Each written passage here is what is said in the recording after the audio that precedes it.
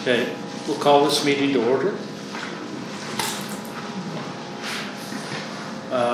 First on the agenda is review and approve the May 13, 2022 meeting minutes.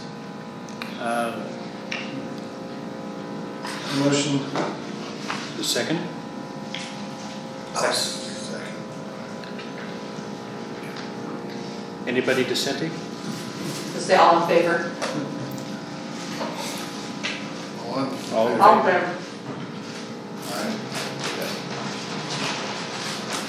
Second part on the agenda is summer concert series update. So we had our first concert just this Monday, right? Yeah, we did. And thank you so much for hosting, Mike. We appreciate that. I thought it was a good crowd. I was out with COVID the week before, so I was there in my mask and all that. But so I didn't stay till the bitter end because that was my first day back, and it was a long day. But I appreciate Mike, and we had some sound guys out there helping. The part that I heard looked amazing, sounded really good. The crowd was good. I took some pictures, so I feel like that was a good start.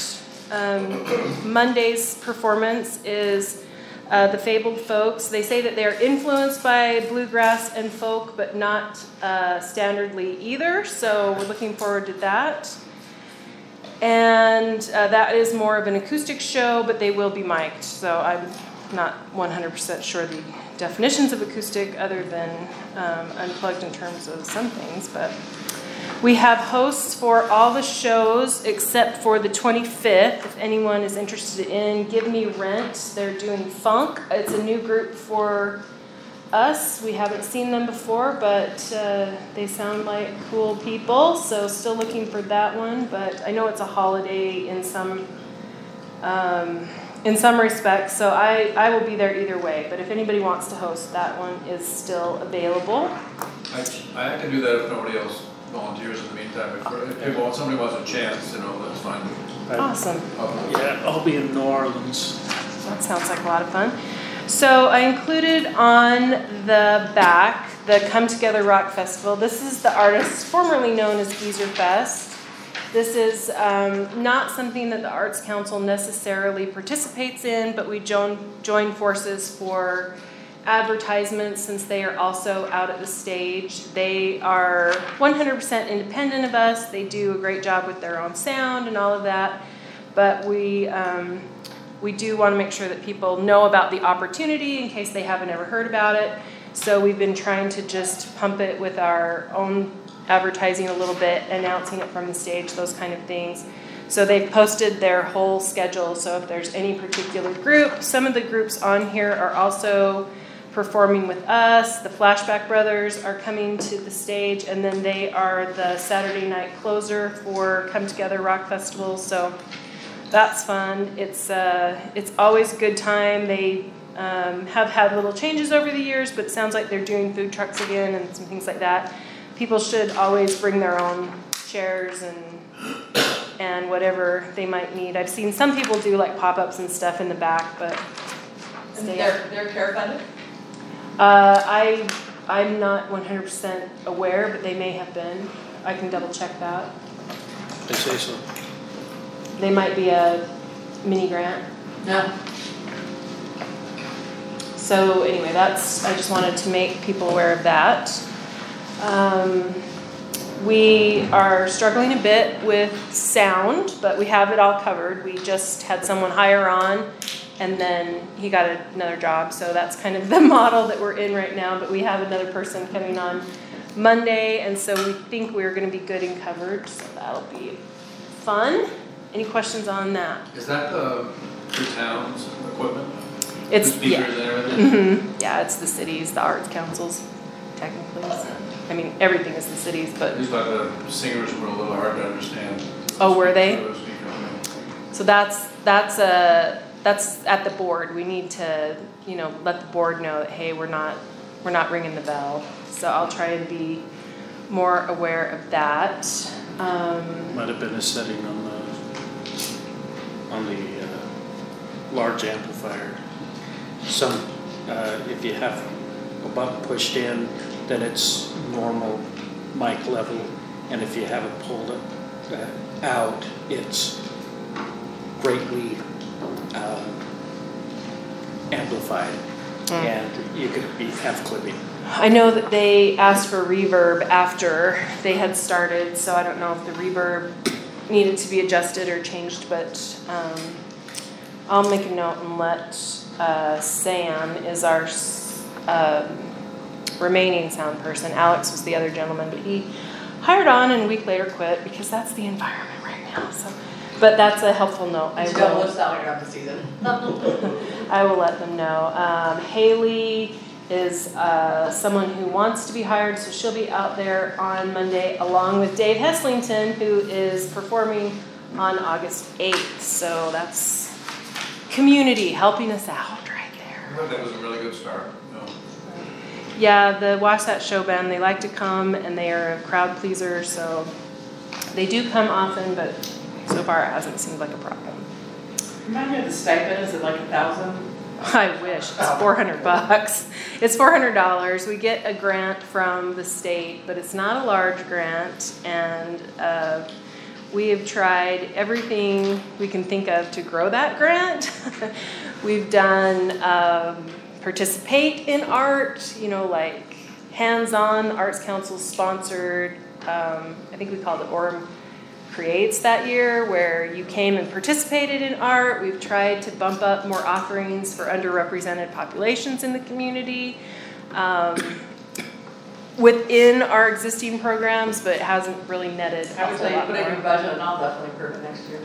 Well, the city does give us some money too, so we use that for a variety of things. But so far, 400 has been good. I mean, we can always look at raising it, but not a whole lot. Not to 1,000. We'll never make 1,000. But Let's go to 5. You say for 1,000, Debbie will go out there and sing. No, it would not be good. So it's 400 regardless of the size of the group? yeah. But we can try and do it differently. But 500 is probably about our max. Yeah, that's what we pay the people who come. Right? Yes. Yeah, for fun. That stipend is very, 400 is what other cities pay groups to come in to perform for their, at their parks and stuff. I've been in the local barbershop chorus, and 400 is standard rate. No inflation there. Here goes gas money. Yeah, seriously. Yeah, again, it's one of those things where artists, they do it for the love, not the money. But I can certainly look at adjusting that to 5. On stage. Yeah. Hopefully they carpool. I don't know how a group like the Wasatch Show Band operates, because we pay the organization, and I don't know if the artists just contract for a certain number of performances, or it's just about the opportunity to play. I'm really not sure, but What's the audience size? I mean, you may have said that early on. Is there an average audience size? I would say the average audience is in the 200 range. If it's someone who brings their own big audience, it can get between 200 and 300, but we don't max that place out very often. And I've talked to city leaders and stuff about it, because people wonder what the right model for that concert series is. We've talked a lot about other cities' models. For the Monday night concert series, with the park as live as it is, with baseball and there's always folks who set up volleyball right there and other things. We just try to get the word out and offer a great experience for free for families. We have a lot of people that come to every one. They check back with us year after year, that kind of thing. So we haven't really had the opportunity to hire the artists who would start it going into the 500 plus levels. I do think we would have to move it to another night of the week, just because Monday night lights are so big out there with the baseball crowd. There could be other opportunities. It's not it's been kind of pursued on different occasions for more of the indie alt, kind of the Provo Downtown Concert Series, but it's not the right venue, quite honestly. I mean, the people that we've talked to, they really liked the downtown vibe. They liked the the stores and venues around that. So I think that there's always room to discuss more opportunity out there. It's just about what is the right fit for the neighborhood, the community. We do hit the neighborhood pretty hard during Summerfest. I don't think the neighborhood is strongly impacted by the summer concert series because the stage blows in towards the opposite end of the neighborhood rather than on the neighborhood. I would say that Come Together Rock Festival is a lot on the neighborhood. I don't think we've had significant complaints as long as they end on their scheduled times, but it's a big load on people, just kind of the constant atmosphere and that going in the park. So we try to be sensitive to those different things. We try to be sensitive towards baseball. We try to be sensitive towards tournaments and other things like that, just to make sure that everyone is having a reasonable experience and it's not too much. But we can always look at other options. The feedback that we've gotten from the crowd over the years is that they are not the most into kind of a original indie environment. Sometimes we get a group that is more homegrown. They're performing their own songs with no covers. And I think that people are polite and fairly receptive, but inevitably someone comes up and says to me, "We like songs that we know." And I don't know how to really move that needle unless we are really focused on marketing and have a group that's going to help us build the audience. Because if we bring people, I don't want there to be a big thud, out there. And it's always a little tricky. We've tried the 4th of July thing before and it hasn't had a good attendance. But the 25th, I don't know what the 25th is going to look like. I don't know if it is viewed as a holiday for a lot of people. I think that people do like it starting in July. We used to start it right after the Summerfest, and we moved it into July for a number of reasons. One, people were exhausted after the Summerfest, and two, the fiscal year for the city starts on July 1, so if we could get it all into one grant year, that was cleaner and easier to administer according to the finances. And people have moved with us for that quite easily. So, and now that we try to cap it off with the finale of Come Together Rock Festival, they are always in that August range, so it does bookend a little bit nicely with that. So, but let's go with what we have this year, and if we need to talk about retooling it, let's get the people together. Dave Blackington has been involved in it a lot. Nancy's been involved in it a lot. Nancy Peterson. Her husband has been connected to a lot of musical groups that have come in the past.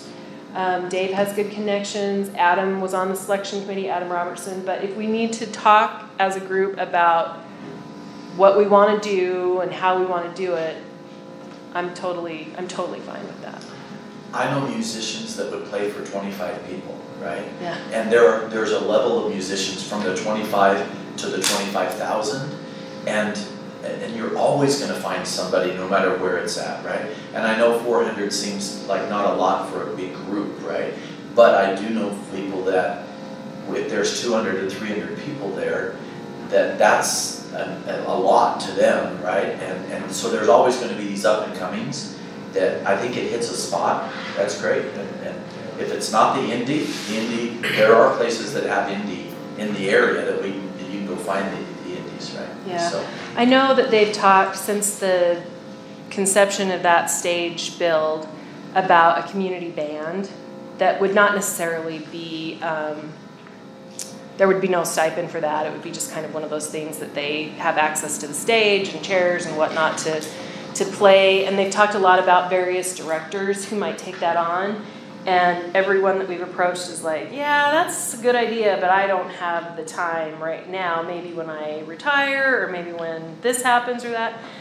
So I know that some places have community bands. Our son plays in a community band in Idaho, and he gets $30 a show, and they do a lot of holidays. They do the summer, holiday series, and it's a little bit limiting because we were on vacation over the 4th of July, and he had to, rush back so he wouldn't miss his commitment to the group. But he needs an outlet to play. He's a bassoon player, so we've enjoyed all the bassoon at our house we can. So he needs an outlet. So it works well for him to be in the company of other musicians and have an opportunity. So I'm not ever opposed to talking about that. It's just a matter of, do you pay the director? Do you pay the band members? Do they have an audience? How often would they play to keep the audience? I'm not versed in the matrix of hitting the sweet spot of they're out twice a summer and people love them, or they're out once in the spring and once in the fall and people love them, or they do one concert. So I would need some musical expertise on that, but it would take the director, quite honestly, would have to lead that charge because musicians follow the leader. We had an excellent experience during the Summerfest. We had the BYU Alumni Wind Symphony Band is what they told me to introduce them as. And Dave Blackington was one of the leaders, and I know that they were kind of doing it in relation to Ray Smith's retirement. I think they were doing something in connection with Ray Smith's retirement. Ray wasn't leading them, but he came in to watch them, and I'm so sorry I've forgotten the other gentleman's name. I get to blame it on COVID for the rest of my life now, but so Dave Blackington was one of the directors, and then another individual directed part of it. Batchelder? I'm long gone at that point, but it was wonderful, and they crammed 80 people on that stage just for the opportunity to play together, and it was tight. It was the tightest fit, but it was super fun. They had Were they all seated? yeah, I could show you. I could show you a little clip off my phone. Their sound was good? Yeah, I felt like it sounded really good. I don't know how. I can show you a little clip on my phone afterwards, but they had a mother and a son play together, and they'd both been in the group, and it was a fun little exercise. It's a good crowd too. To look and see, but just the logistics of it were like making me a little nervous because they originally started out with like 40 people, and then it was like 70, and then they just kept calling, and they're like, hey, what about 92 people? we are gonna max it out. But it was good. It was very enthusiastic, and When it comes to the summer concert series, before reinventing the wheel, I think I'd like a little more definition of what success of that would be. Is it 200 Orem families? Is it 500 Utah County participants? What success, and then we can tailor the budget, the artists, and the frequency to what success would be. Yeah. Dave has a pretty good little neighbor group that comes to every single one. They just bring their chairs and come. There are a few families that come every single time. I've seen people that I know that come every single time, and that they can. I mean, it's not like. I think it really is successful. I mean, the opportunity, if we market it enough, I know it comes through city website, Facebook, whatever, but I've known about it for years. I come maybe once, twice, just because my life gets crazy, but it's always a positive thing. It's always well received. So I think the next group is successful is relatively good artists, free to the public, a nice summer evening. Come on, I think the success is there. It's just whether you want to grow it. Yeah. Would it be more successful if more people came? Would be the question. Not necessarily. Yeah. We did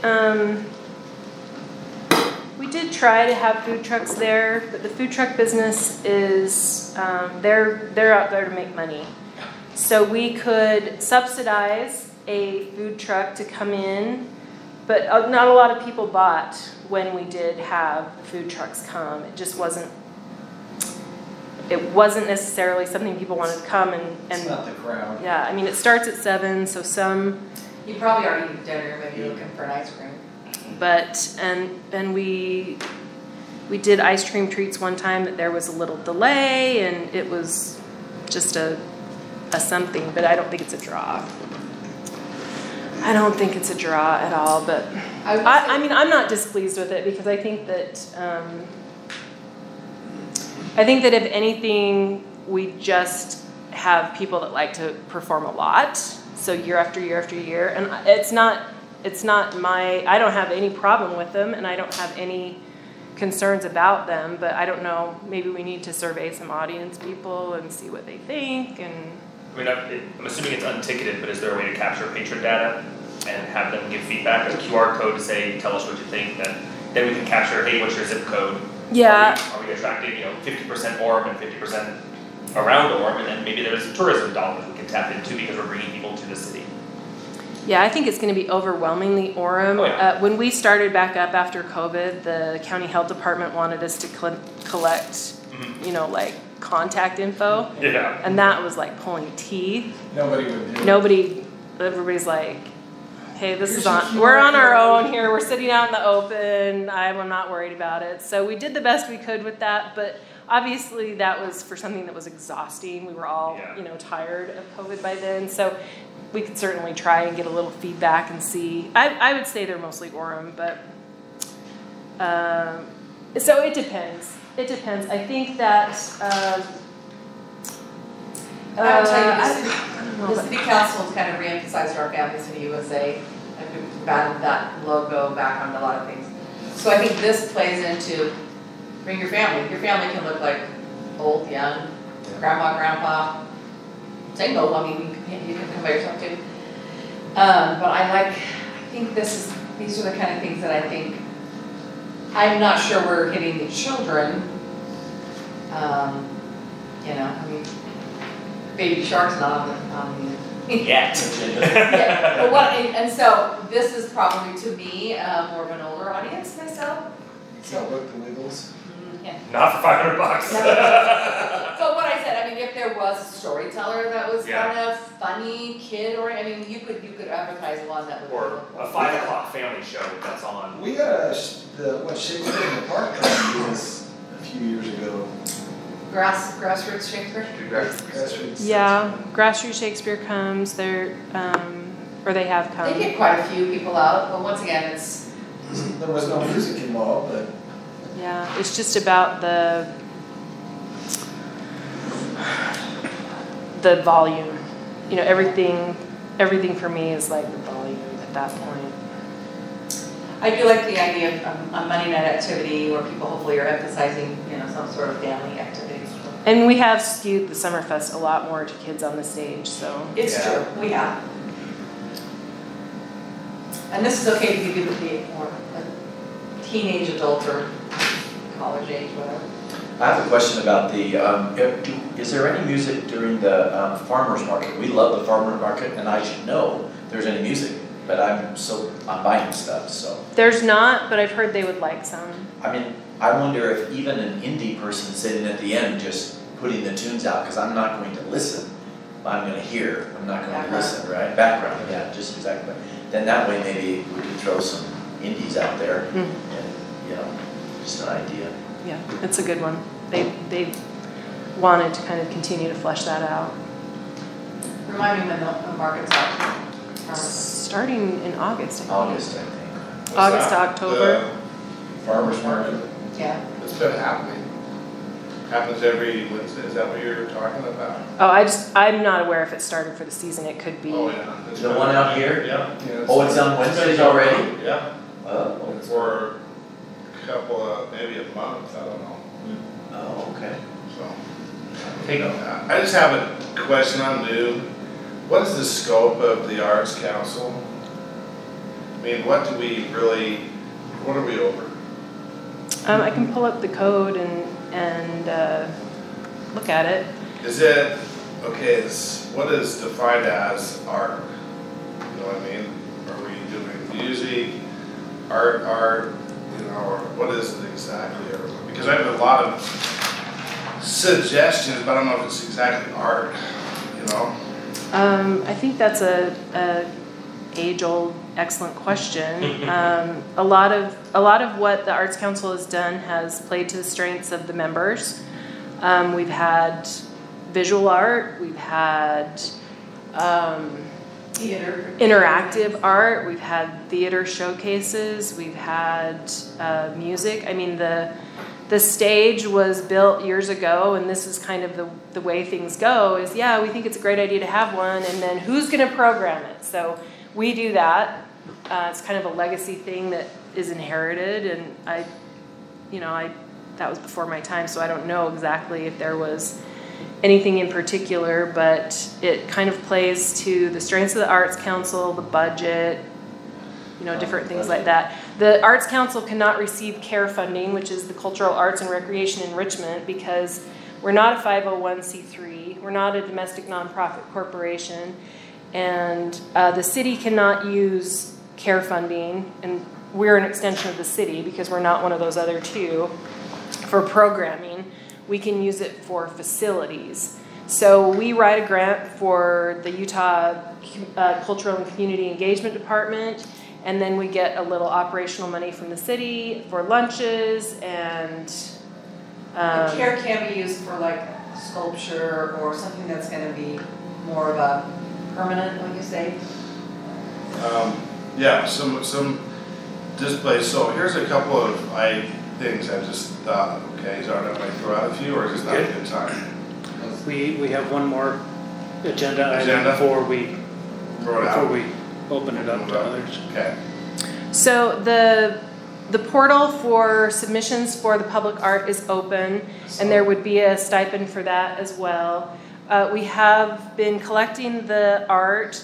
One challenge that we're seeing is people are sending samples of, this is what my art looks like. Let me know if you want something. And we need them to identify a piece so that you can say yes or no. Not, well, we would like you to do like someone sent all these portraits that they do of famous people. And you need to select which one you're putting forth as an artist, because I think it's more fair that way to the pool.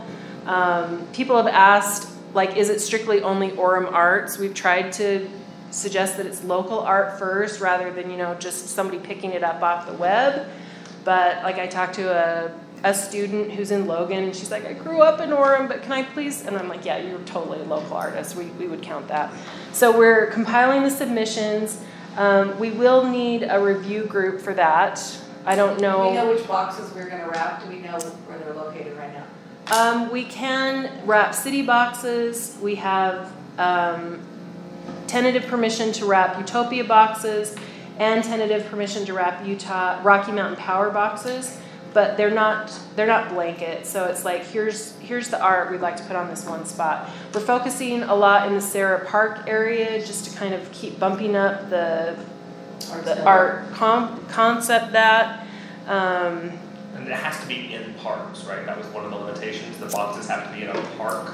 Yeah, I mean, that's what we're trying to do to make sure that the CARE money is being spent in the most appropriate way. We could do just a couple with some of our city budget, but our hope is to, eventually engage the community in doing it. We have John's just joined the Zoom. He's been working really hard on a lot of different things with the art program. Nate Prescott, who started it, has been collecting the submissions from the city side. He was going to come in and present, but he is doing a film with the mascot. Sorry, just didn't work out the timing wise. So we're just collecting them, and then we continue to struggle with the need for someone really strong in visual arts on the Arts Council. And why we would like that volunteer to be really strong in the visual arts is we've had the Orem Stories project going on now for 8 years, and that's a student-driven portrait or art creation situation, and then they display in the library. So it would be a bit of a shame if that has to go away, just because it has been going for 8 years. But Cindy Clark and Cassandra Barney, who were the pioneers of that program, have both left the Arts Council. They're doing other things. They don't feel like they have the time to push it. So we're trying to follow up on any leads. If anyone has friends who are visual artists who are interested in, seeing youth create art and other things like that, and then, just who's going to be on the subgroup or the group collection. I don't know if you guys want to see it as a whole or if you want me to work with a subgroup. That's just the direction I need. So what is this where we want to encourage local artists to compete or something? Local artists have been invited to submit for consideration to have their art put on a vinyl wrap on a utility box. Oh. We can't afford everyone, so we were going to have to narrow down. And it's not really a competition, it's just about whether there's a selection. And the people who are selected would receive a stipend for the use of that art in that application. We don't own the art, we don't own the rights to reproduce it in any other format other than we put it on the box, and if you see it on our social media or advertising, you've given us permission to do that. But so the reason it would go away is why? We don't have enough people to... It's two different programs. No, the utility Orem Stories is different than the utility wrap. Yeah, the utility box. Those are two different programs. So. What's the Orem Stories? It's a student art creation program that's been going for the last 8 years, where the Arts Council representatives have worked with teachers to help students understand the basics of, say, portraits and other types of art creation, and then they've created it in the classroom or outside the classroom, and then we've displayed it in the library.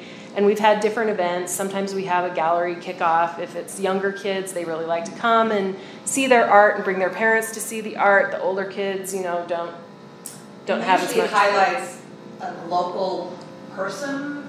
Usually, they don't have to, but usually it's a story about it of someone from Orem, a grandparent of someone named Meyer or a neighbor, whatever. The kids paint or draw or somehow, usually it's a portrait, and then write a little bit about this person. Cindy Clark was on the Arts Council, and she was an arts educator for years, so she did have a curriculum-based component to it that she will send out to teachers and things like that. She was hopeful that another art teacher that she was talking to would pick that up, but we haven't seen that person have really the time or availability yet to join the Arts Council to do that. It's in January, February, and then the art goes on display at the library. You can go right and see it on the walls, and it'll say, I don't know, say their name and their grade or whatever. Yeah, I think so. And there's some really nice, some you can tell the level of their, their second, third grade, but some of the high school kids do beautiful work.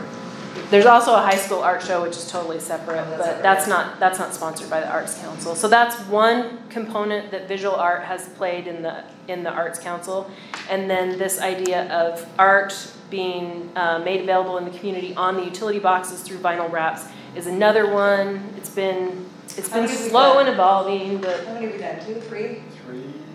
We've done 2. We have a couple more in the hopper. The one piece of Cassandra Barney's at this era it's got a little damage under the handle. So I was talking to John Reinhardt, who's on the Zoom. They need to be fixed or replaced. Sure. That was that witchcraft art that occult. Somebody complained about it. Talking about on the corner of 8th South and... No, it's behind. Behind the Sierra. Oh, Outdoor right. shell. Oh, there's a girl. Yeah, it's a nice piece of art, but With a long neck. It's not a witch. It's just Cassandra's somebody thought it style. was occult art. It's just her style. I don't think there's anything wrong with that at all. And if you've ever seen it, it's just her style. Yeah, that's not... She's the daughter of Jim Christensen, so it has a feel of. So we were talking about kind of the issue with this, but the city is putting in a toddler playground, and this may seem like an odd connection, but sometimes odd connections are just what they are. So the city's putting in a toddler playground in that park because one was taken out, and this is like long time in coming. We've had some supply chain issues, and there are thematic elements that they are trying to pull out of James Christensen's art in that kind of playground environment because it was more of an arts council or an arts district area. So the question is, could that box of Cassie's, now that it's been up for a while, should it be repurposed to something more of her dad's to try and help drive the feel of that playground? Cassie's good to give other art that could be put in other places. I don't think that's the challenge, but that might be part of the discussion as we look at what to do with this. It also might be part of the discussion about whether or not we wrap that panel with the handle on it, because that whole box is large, and we've wrapped the whole box, which is great, but if the handle is problematic, maybe that's something that informs what we do in the future. What's that other thing? There was a box. Oh, that was one of our other utility boxes. It's kind of a fun. It's not wrapped yet. We have Just Smart Smiley is the artist, and he submitted this piece years ago when we were starting the project. So we're anxious to get that one out. John has mocked that up in a large scale. Is that at City Park, or where's that one at? Yeah, it's in the city center park. Who owns this box? Yeah, It's his own box, not on a. No, it's either a city box, a Rocky Mountain Power box, a Utopia box, But or that's not. No, that's a mock-up. That's a mock-up, because it wouldn't be that Skitty Wampus, it would be normal. Right. Yeah. I really pushed for the Jim Christensen playground, because I think he's one of the finest. I mean, he's a homegrown national, and I think, and the fact that it's his dog, I think we need to keep Cassandra's, or if we want to do a new one, fine, but that is such a beautiful piece, and I feel like with her father's playground, I remember talking about, he has a lot of frogs, and he has a lot of his pieces have fun things, and I know that the family was really honored when we approached them, and I approached them and said, we'd like to do this in honor of your dad. So I love the idea of wrapping something else at this area, so another utility box we could wrap that would be tied in, or I feel like we should just fix the one we have, unless you guys feel differently. Yeah, fix that and maybe put something else first. Yeah, Jim has such beautiful stuff. There. And if you go to our All Together playground, maybe there's a clock on the train, and he painted, that was one of the last things he did, and I watched him paint. So, I mean, there's just little treasures that we should probably highlight, and most people will recognize his style, right?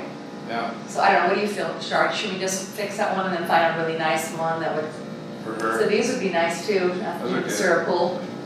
Yeah, John's been out doing some recon.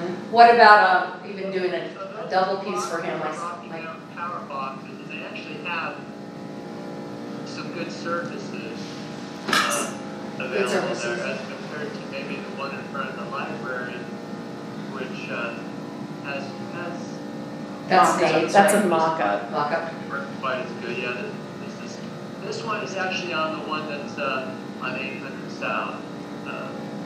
That picture, but we were playing with it in front of the library box. But those two boxes that I just showed, and they're at the Sarah and the Rocky Mountain, so they're in kind of an arts district. Would that be appropriate to put maybe two Jim Christensen's or a Cassie and a Jim Definitely.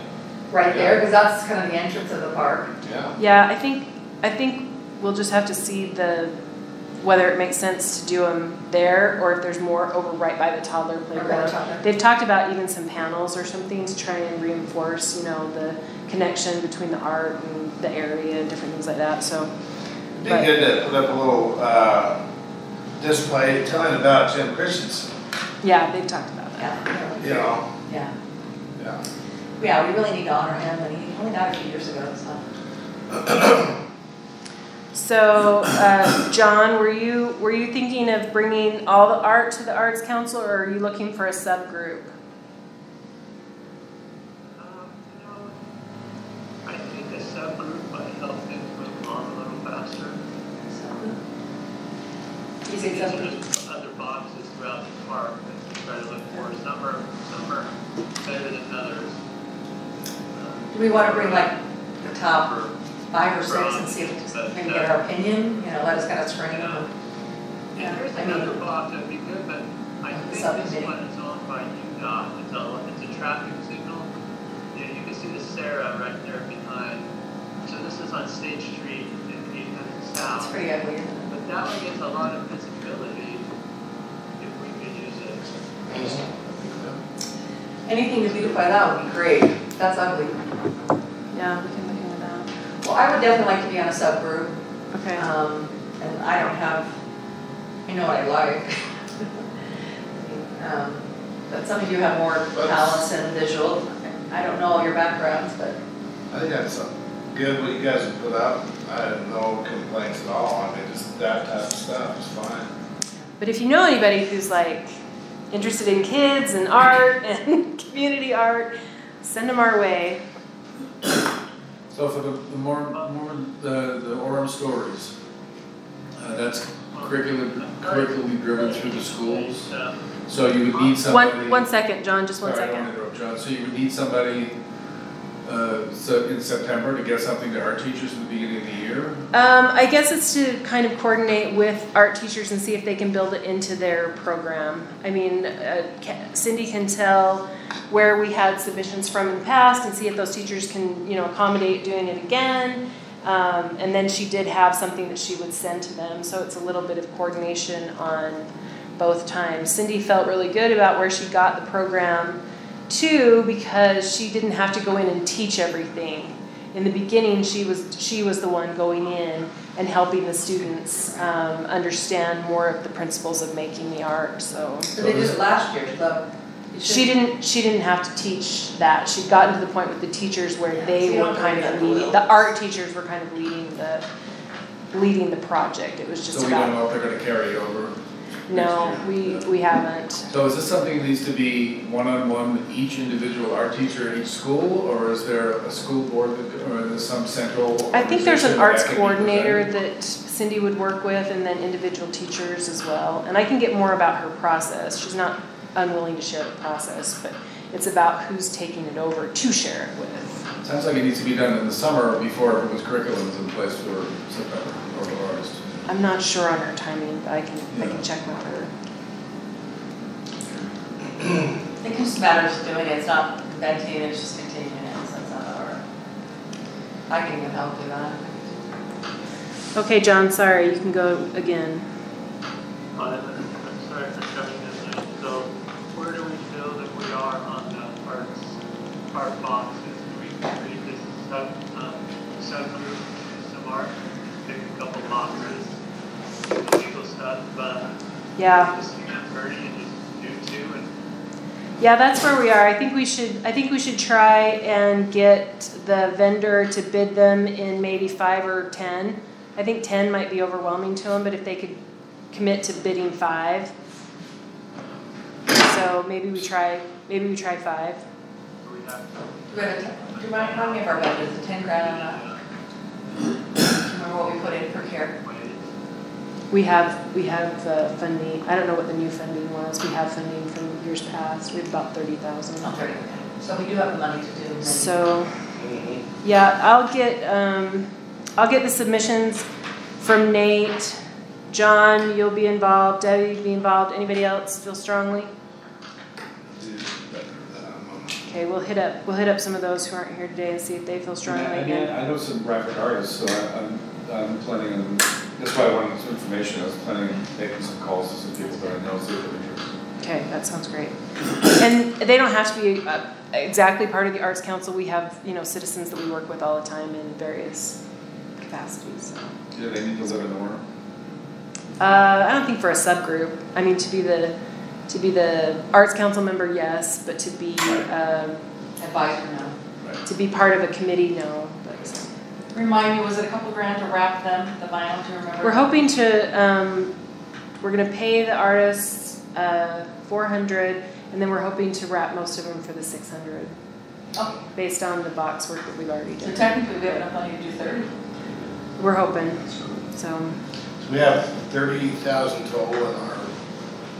On that project. Just that project. That project. Yeah. And they have to be used in specific areas. So that's the limiter. But There were a lot of ugly boxes, so I. Yeah. It's not gonna be hard to find places. After the last meeting, when I was driving around, I started You seeing start seeing all the boxes. Yeah. Man. But you know, the nice thing about it, and that's if there, if you get enough done, it'll be kind of a cool thing, and then we could say, do a little thing for kids. You know, find this box, The scavenger find this, hunt. and scavenger hunt, and then come back and get a, But I don't know. Find the witchcraft box and along with everything, art is very subjective. I mean, not everyone on the Arts Council will probably like everyone. Not everyone on the City Council will probably like everyone. Not everyone in the community will like everyone. It's That's just the and beauty that's of just it. what it That's is. the beauty is that there are something It's for like everyone. Yeah, there's something for everyone. So Nate Prescott got called away to be in a film thing this morning, John, but I will get all the art submissions that he has, and we'll put Nate on the committee too. Yeah, Nate's great. Okay, I think what- Nate designed the space one, if you saw that one, space one, yeah. That was his project Yeah. for That school. would work well. So Cassie's given us stuff for another stuff. Cindy Clark left us with something, and then we have this Just Smart Smiley thing too. Have you ever, do you know who Cindy Clark is? She does all that, Encaustic encaustic art, it's layered, it's really cool. Layers of wax and she's a very interesting artist. She has some Springdale art stuff a lot. Yeah, he had about 12, and then he republished it, so he's getting more. One of the challenges that I was mentioning is that people are saying, hey, here's what all my art looks like, let me know. But we really want them to submit a piece to be considered.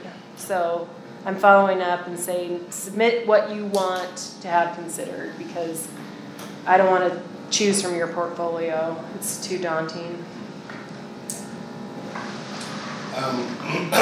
So, Who should I contact about this box?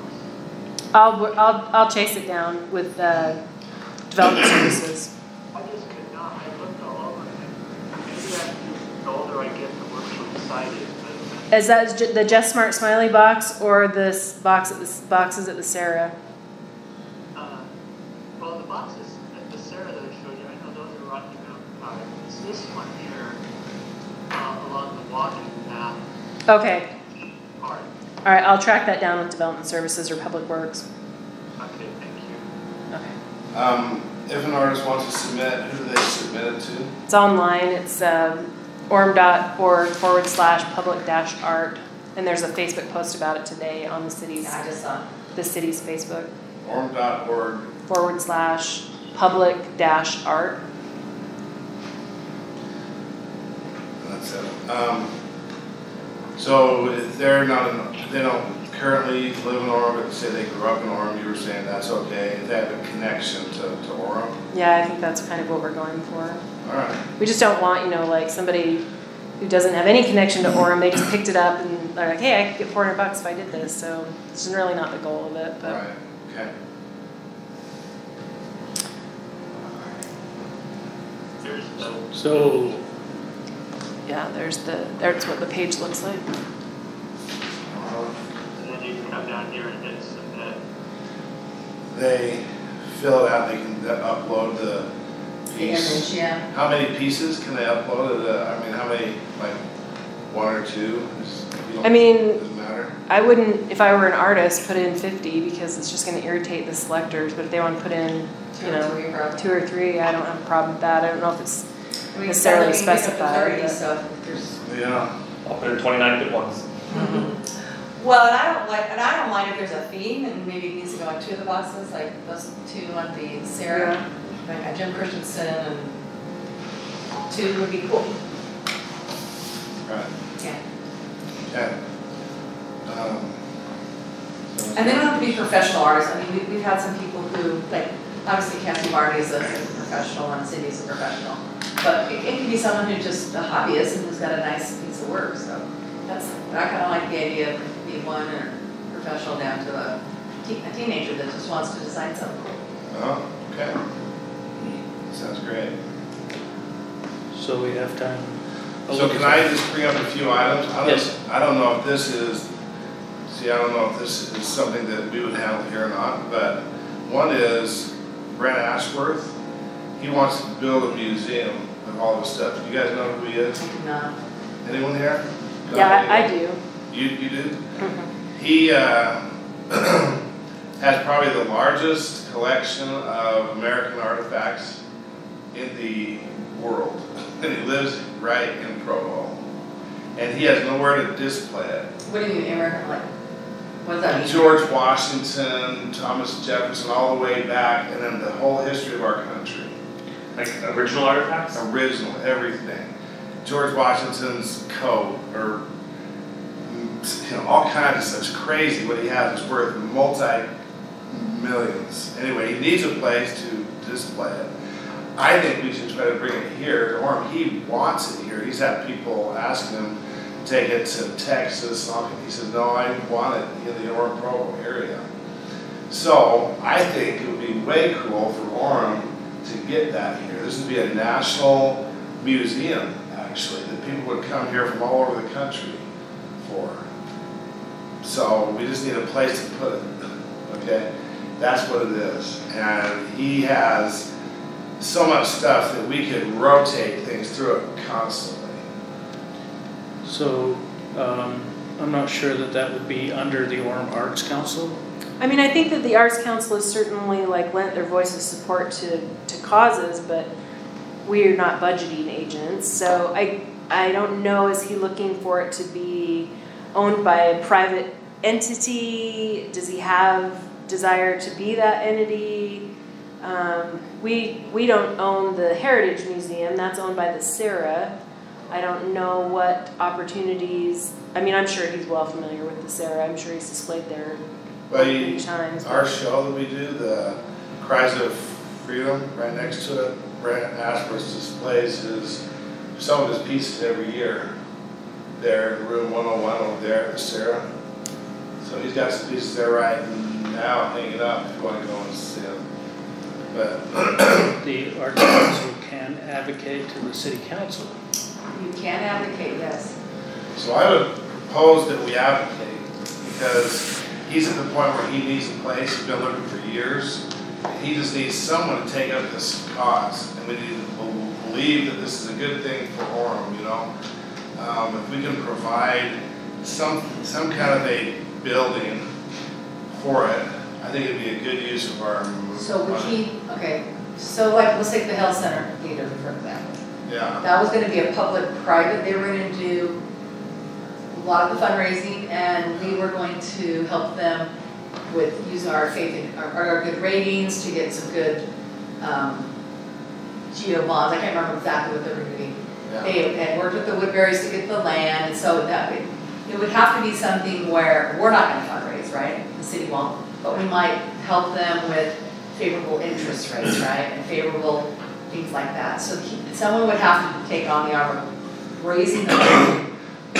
The Woodburys might be amenable because, Health Center just went to Pleasant Grove. But what I'm saying is the city would work together as a public-private partnership, and maybe we would put a little bit of funds in it, but it would not build a building, it would not be the amount, someone has to take that arm and fundraise it, and then we help them either operate it, or we help them get a better rate so they can build it, you know what I'm saying? So just have someone take it on to build it, it would have to be in his organization, or you'd have to talk to donors, you'd have to come, you can't come to the city and say, oh, I have this idea, will you build it? It would have to be someone who has plans, architectural renderings, that kind of stuff. If Orem City has an old building they're not doing anything with, for instance, they have old homes and stuff, or old, I just didn't know. But if they have something that they're like, well, we could easily convert that, we would donate it because it's not doing anything anyway. Well, someday this building will become that, but. No, this building will be taken down. Oh, that's right, it will be taken down. Yeah, I know you had some questions about the home that the city owns on the edge of Sarah Park. Yeah. That is riddled with mold. There was some idea some years ago that the homes bordering Sarah Park could be purchased and used for maybe things like museums or art studios or things like that. They did buy one, and it has not been something that they've been able to accomplish the ADA improvements that would need to make it a public space. Yeah. And it is so riddled with mold now, it is not inhabitable. So the Parks Department maintains the exterior. It's just about when do you take it down for the demolition cost and the disposal cost, and what does it turn into? Just property at that point. But so it's a piece that they worked on when they bought it, and the ADA requirements were just not something they could accomplish. You would have to raise it and rebuild it for the cost it would take to make it ADA accessible. And that's kind of what I'm talking about. If they have some property, they're like, okay, we've got this property now, we're tore down this building, would we be willing to donate that for a museum now to be built? And then you get the private money to actually put it on that property. I don't know the city's inventory. I know that I checked specifically on that home, and it is it's not. Don't go in there. No, I agree. It looks horrible. I will say the arts district would be around this area, would be maybe the right place to build something like that. Yeah.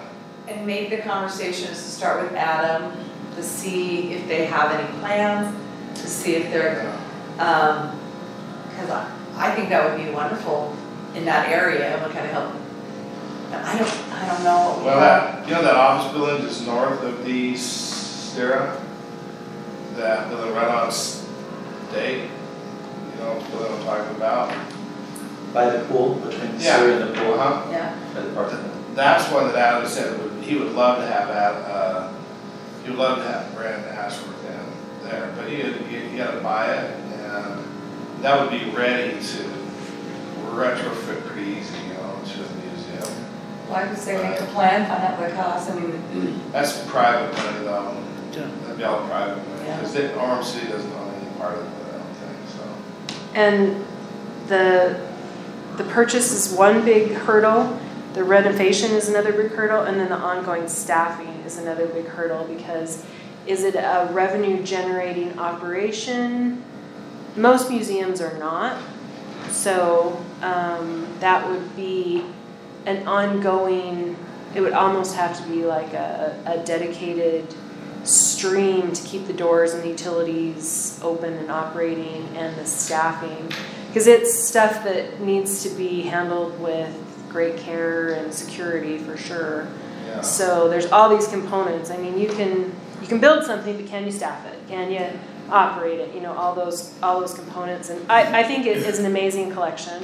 I know the state of Utah is finally building a museum. There is no state museum for Utah, or there hasn't been, but they presented in a library meeting, and you know, it's kind of one of those things where you have all these great pieces and they're stuffed in a basement near the boiler, and so they're very much trying to get that. I don't know the status of that project. I need to see if I can call or Google something up, but again, those are, you know, his pieces span far beyond just anything Utah history. He has Utah history, he has culture history, he has national, you know, I mean, he has everything, but it's the build, the reno, the buy, the reno, the operations. How does it work in perpetuity is the plan.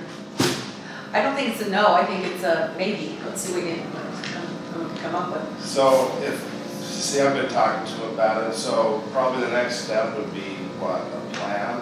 Obviously, we could present a plan to Orem City Council. Is there any? Has he ever pursued anything with the universities at all? I don't know, for sure. I mean, UVU is. They've had things in the Woodbury Gallery at the mall, but now they are relocating those to what's the bastion? The Museum of Art at Lake Mount Manor. Museum of Art at Lake Mount Manor. So I don't know if there's gallery space that is available, given that there's been a relocation of art, but. And I do think the Woodbury's, because they do have that gallery upstairs.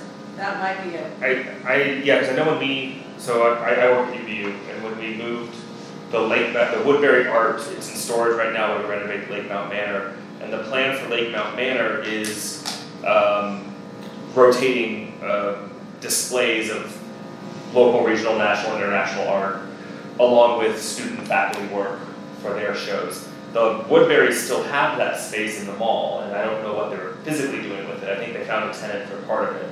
But there is a section of that property Has a gallery. upstairs that is still ready for a gallery, lit and walled and secure. So if the Woodbury's would be interested in, opening their own dedicated bespoke gallery space for his art, that could be a possibility. The Lake Mount Art Museum is probably 8 months out, and then the first 3 years are already programmed with art. So the Lake Mount Manor is a former home, so it's a large estate home, and it has a lot of, public renovations and all the things that we're will going make through all it. the ADA compliance and doorknobs that can't be knobs, have to be levers, and it's Yeah, This there's, is Melanie Bastian's old home, that beautiful one, okay. yeah, so I mean, it's an amazing use, but it is going to succeed because of its tie to the university. I mean, quite honestly. To UVU. Yeah, it's UVU's Museum of Art. And where is it again? Just south of the Walmart. It's on 1800 South. Oh gosh, I can't Half tell block you. in. I can't tell you the exact other coordinate, But but it's- it's on It's 18. you can see it. 4 acres of land in a It's residential beautiful. community. Yeah. Oh, I think is it have a huge Christmas Used to. lights every year? Used to. We're figuring out how to, Yeah. how to, if that's possible to do. A lot of power to all the trees was cut, so we'll figure that out. Pardon a brief interruption. Do you guys need that door open? No, they just need to get out at this point. Okay. Well, I'm just gonna close it, so. Okay, thank you. I do have to go, sorry. No, you're great. So you might want to talk to the guys, see if there's a ready-made space already for them. Right. But it is an amazing collection for Yeah. sure. I think the fact you have the collection is, You gotta do something with it, it'd be so bad just to let that go. Yeah. He's getting older, and his health isn't very good, I think BYU might be interested. yeah, they might. I mean, there's always an opportunity to display something in the lobby of Library Hall, but this is a collection that needs a limited display because of the security of it, and that's a very public building. You can't have, kids in there with those items. So it would be so limited that you wouldn't be able to do it for a month. You'd be able to do it for a couple of days or something like that, and that's a lot of work for, So, shall we adjourn? shall adjourn, I guess. Yeah. Thank you so much. Okay, all right. Thanks, Sharon.